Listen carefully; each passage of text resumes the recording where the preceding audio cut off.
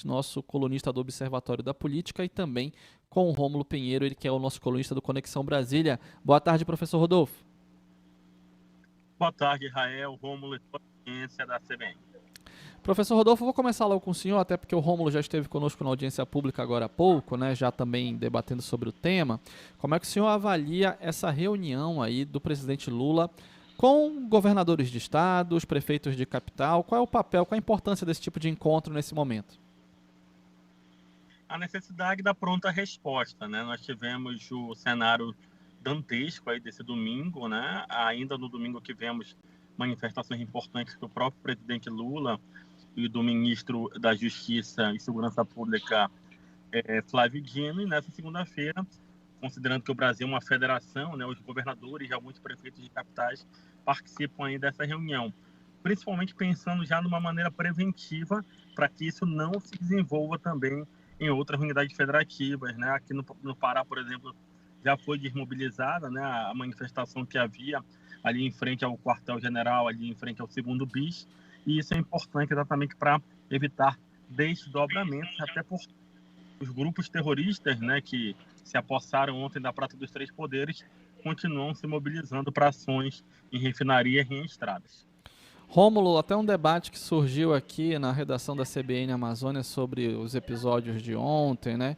Diante dos casos de vandalismo, de danos, de invasão de prédios públicos, né? De patrimônio público. Como é que fica a questão da segurança nacional, lei de segurança nacional, a lei de combate ao terrorismo? Contextualiza pra gente, por favor. Pois é, meu amigo. Um abraço, professor Rodolfo. Tamo junto aí, professor, no nosso papão, viu? Não esqueça não, viu? Pois é, a questão, Israel, é um grande problema porque esses atos, embora tipicamente considerados como terroristas, na nossa legislação, juridicamente falando, não podem ser assim encaixados. Porque há uma falha na legislação que considera todos os atos que aconteceram como atos terroristas, mas o motivo pelo qual esses atos foram praticados não consta no rol da legislação como ato de terrorismo. Então, eles não são encaixados como terroristas. No entanto, isso não impede que haja responsabilização por outros meios jurídicos que existem dentro do próprio Código Penal.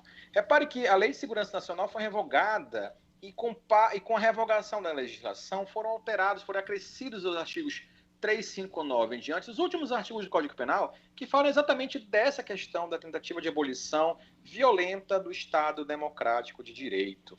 E, além disso, nós temos também a questão da sabotagem, que é o crime praticado pelo aquele cidadão lá nas vésperas de Natal, lá próximo do aeroporto, e também os crimes contra as instituições democráticas. Então você tem aí ainda um arcabouço jurídico possível de ser aplicado a essas pessoas, somando-se a todos os crimes conexos a esses, ou seja, os outros crimes praticados em conjunto com esse. E aí a gente comentou há pouco tempo agora, furtos em geral, nós tivemos aí roubo mesmo, ou seja, a tomada do bem com violência ou grave ameaça, jornalistas que tiveram seus patrimônios subtraídos, danos ao patrimônio público, quadros valiosíssimos sendo depredados, o próprio patrimônio físico dos três poderes sendo deteriorado. Então isso leva, com certeza, à necessidade de uma punição bastante rigorosa. Note, Israel e meu caro professor Rodolfo, que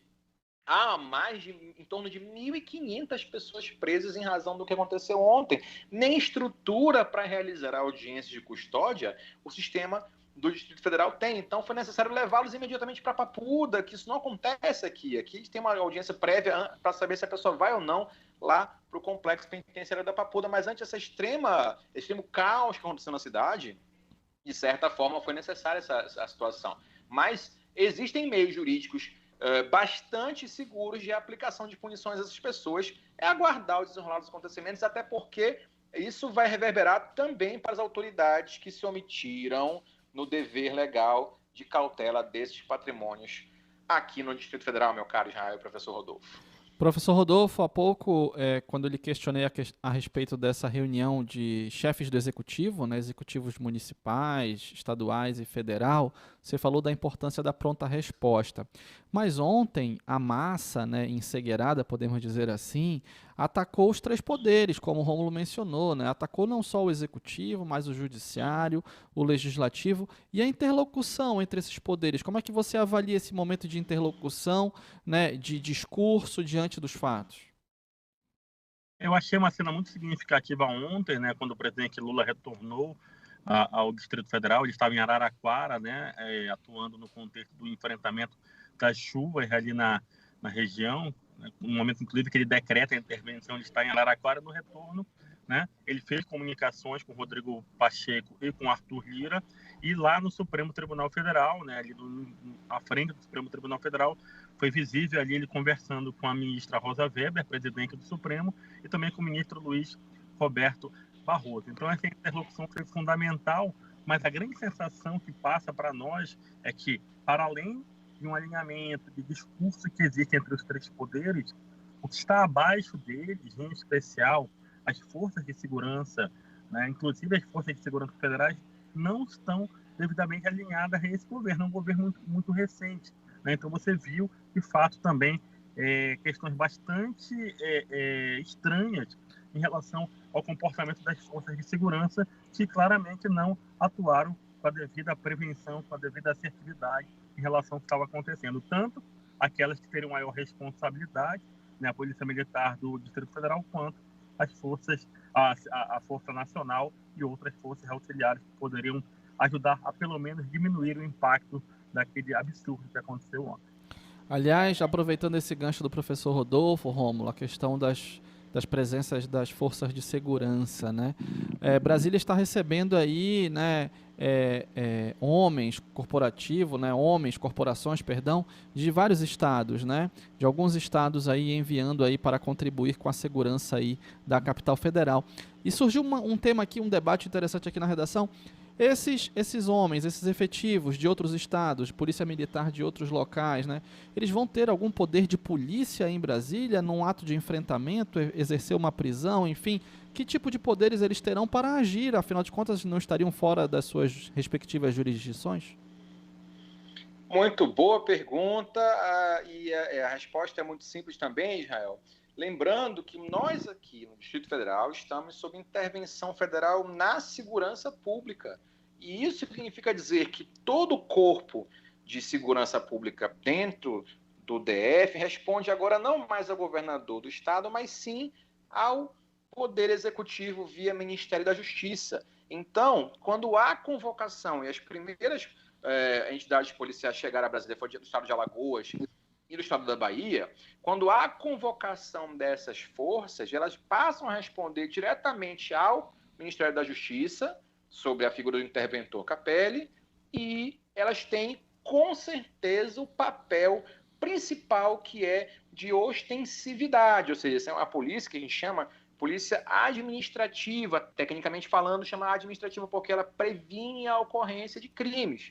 Então, ela tem esse papel constitucional de prevenção de crimes, tanto quanto as polícias militares de cada estado, e uma vez sob esse papel de intervenção, então elas têm fundamentação legal, jurídica, para interferir não só no cometimento de crimes, mas também realizar prisões de atos considerados crimes em flagrante delito, e não faltam elementos para que isso ocorra. Note que o ministro Flávio Dino, nesse exato momento, dá essa informação, ou seja, está em uma entrevista coletiva onde ele passa as informações, mas a gente sabe que o flagrante delito, e a gente até usa o espaço para esclarecer, o crime acontece naquele momento ou logo após. Ou seja, esse logo após dá uma sensação de ser imediato, mas enquanto que houver ainda o cometimento de algumas circunstâncias desses crimes que aconteceram na data de ontem, mas algumas coisas que reverberam, ou seja, continuam acontecendo, manifestações ainda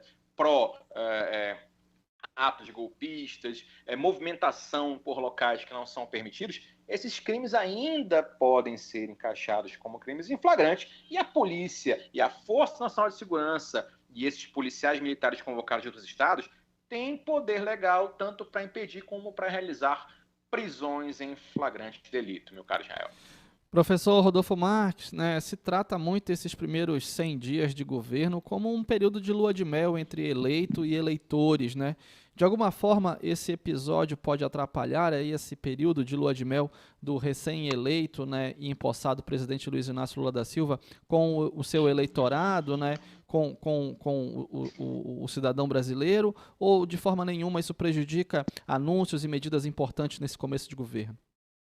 Não, gera um desconforto, né? Atrapalha esse início, mas pode ser, aquilo que a gente fala no marketing, né? Pode ser uma oportunidade. A ameaça, né?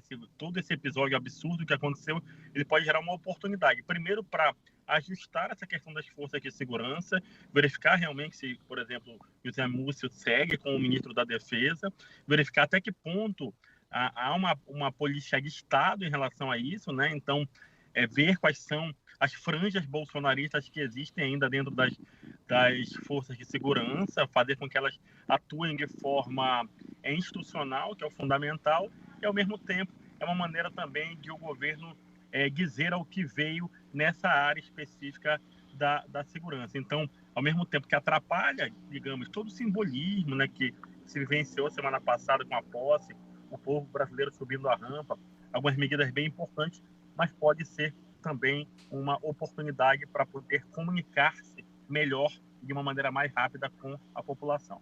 Pode unificar, né? A crise ela pode ajudar a unificar e até pegar descontentes, né, com o que ocorreu ontem, para ir para a base de apoio ao governo. Rômulo Pinheiro, meu amigo, muito obrigado mais uma vez, um grande abraço.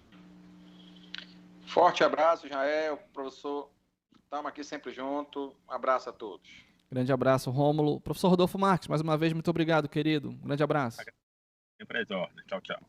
4 horas, vem aí Repórter CBN. Daqui a pouco voltamos para a última meia hora do Tarde de Notícias.